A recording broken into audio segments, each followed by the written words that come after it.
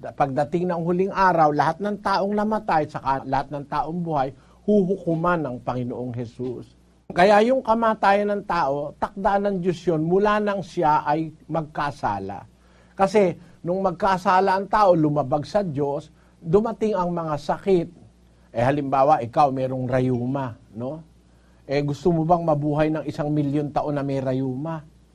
Yun talagang may mga matitinding rayuma, gusto nang mamatay, nagpapakamatay na yung iba Kasi nahirapan sila sa rayuma. O halimbawa, meron kang sakit na kati.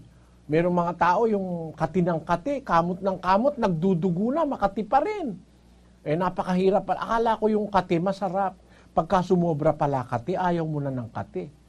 Kasi kung kati na ordinaryo lang, magkamot ka lang, ang sarap ng pakiramdam pag kinamutan ka sa likod, no? Meron palang kati at mga galis